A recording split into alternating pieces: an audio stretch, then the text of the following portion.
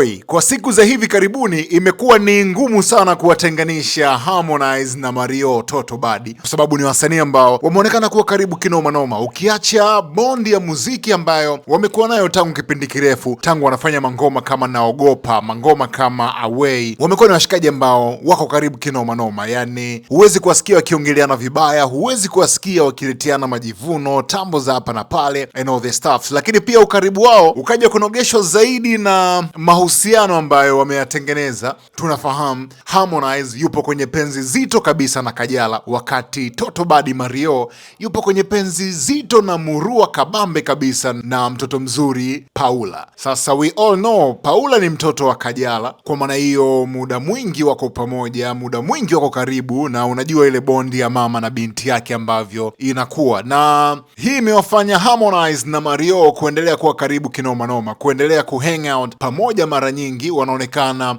kwenye sehemu mbalimbali, kama sio wao peke yao basi ni lazima wako pembeni ya Kajala na Paula, na hiyo ilikuwa tangu kipindi ambacho Harmonize aliingia kwenye matatizo kidogo na Kajala, lakini baadaye wakayaweka sawa na sasa hivi wamerudiana, na ni moja kati ya couples ambazo zimeendelea pale pale ambapo walikuwa wameishia, unaelewa eh? Sasa ukaribu wa Harmonize na Mario, mbali na kunogeshwa na single ambazo wamekuwa wanazifanya pamoja, mbali ya kunogeshwa na mahusiano yao, umekuwa ukinogeshwa pia na namna ambavyo wanaelewana. Sio watu ambao wanaleteana makuu hata kidogo, lakini this time around, kwa mara ya kwanza tangu wawe karibu, tunaishuhudia vita fulani baridi, vita fulani ambayo haiumizi by the way, lakini ni vita nzuri kwenye muziki wa Bongo Flava. Ni kwa mara ya kwanza wamesikika kwenye single mbili tofauti ambazo zimetoka kwenye kipindi kimoja, na raia kama kawa wabongo ambavyo hawachelewi wameamua kuziingiza hizi ngoma ulingoni na kuzishindanisha. By the way, ni wao ndio walianza kujiingiza ulingoni kabla ya mashabiki kupigia mstari na kuondoka na hiyo issue, kwa sababu tarehe 17 April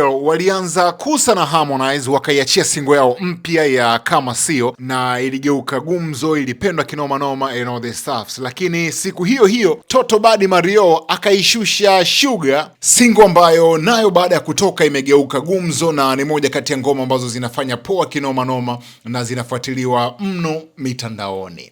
Sasa issue inapokuja, kwanza ufahamu video zote zimekuwa directed ama zimeongozwa na director Folex, chini ya watu wa Fole ndo wamefanya hizi video zote mbili. Mng'ao fulani wa kwenda, vichupa ambavyo ukivitazama unaenjoy kwamba hii kweli ni quality ya kimataifa, yani tunaenda kule ambako tunatamani kwenda. Lakini kwenye YouTube Music Trending Charts, single ya Kama Sio ya Kusa na Harmonize yenyewe ipo nafasi ya 5 kwenye YouTube Music Trending Chart, wakati Sugar ya Mario iko nafasi ya 8. Kwenye swala la views, Kama Sio ya Kusa na Harmonize yenyewe imejikusanyia watazamaji zaidi ya 642,000 plus, wakati Sugar ya Mario yenyewe mpaka sasa imejikusanyia watazamaji zaidi ya 325,000. Raia wanakuambia kuvimbiana kumekuwa kukubwa kinoma noma huko pande fulani za YouTube, kwa sababu kila mmoja anafanya kivyake, kila mmoja anashambulia kwa namna yake, na hii ndo time ambayo hauwezi kuona wanasapotiana, hauwezi kuona Harmonize